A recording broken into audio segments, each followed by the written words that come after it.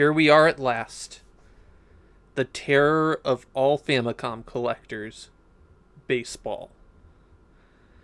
Not Nintendo's baseball, which is what this game is, but the genre in general. By my count, and I might be off by one or two, there are 41 baseball games that were released on the Famicom. It is the single most popular genre on the system. 5 companies had yearly releases of baseball games.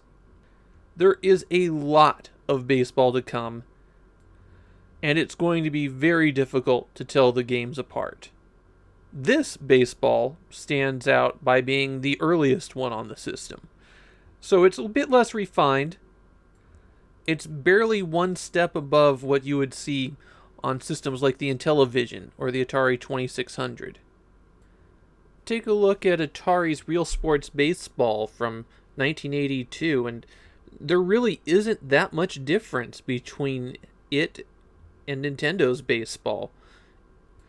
Yeah, Nintendo's baseball has marginally better sprites and team selections that stand in for Japan's actual baseball teams, but the gameplay is extremely similar.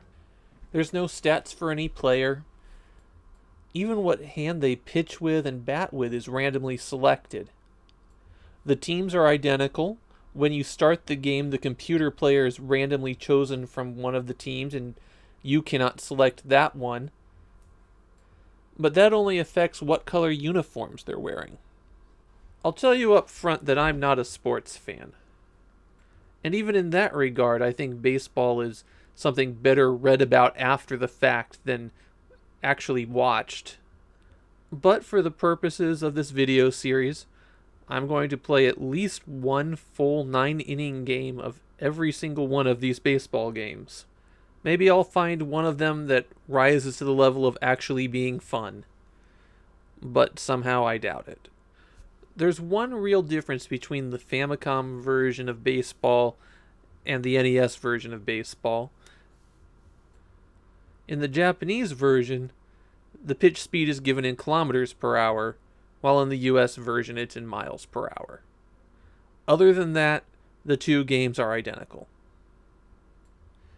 Let's start with the offensive game, because that's a little bit easier to explain. You can maneuver your man around the batting box to change his position up slightly.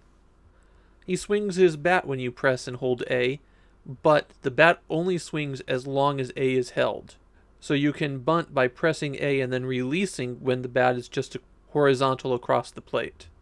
Stealing bases is done by pressing in the direction of the base that the player is on and pressing the B button. That's pretty much all you need to know for hitting. This really isn't a very complicated game. Defense is its own set of problems.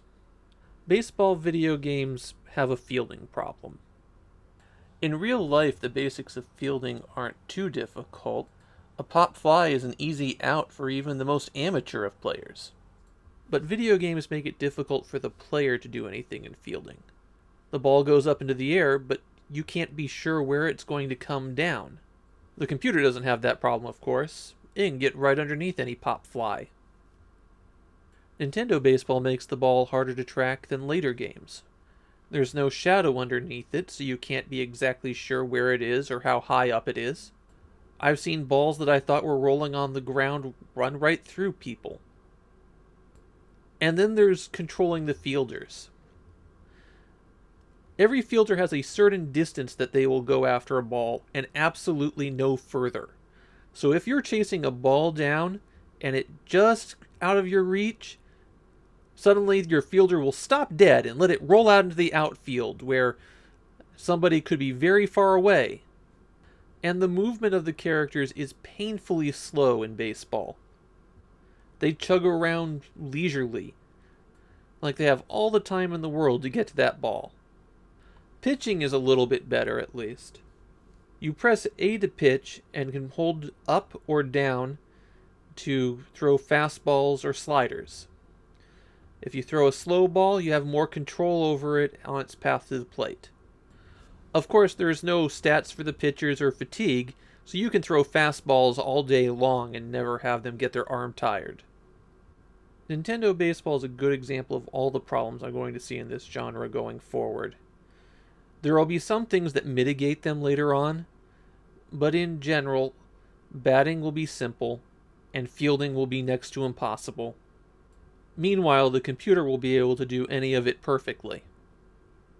The game improves somewhat when you play two-player, but the same can be said of any multiplayer game. Despite all of that, if there's one thing that can be counted on in video games, it's that sports games sell.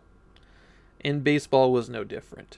It was the 8th best-selling Famicom game, with 2.35 million units sold. Naturally, it got multiple re-releases, with both the Silver Line picture cart, a Famicom Disk System release, a port to the Game Boy was one of that system's launch titles, and it even got back-ported as an arcade game. Still, there's absolutely no reason to go back to baseball now. It's not a good game. It wasn't really a good game when it was released. It wasn't a step forward for the genre or a revolution. It was literally just another sports game.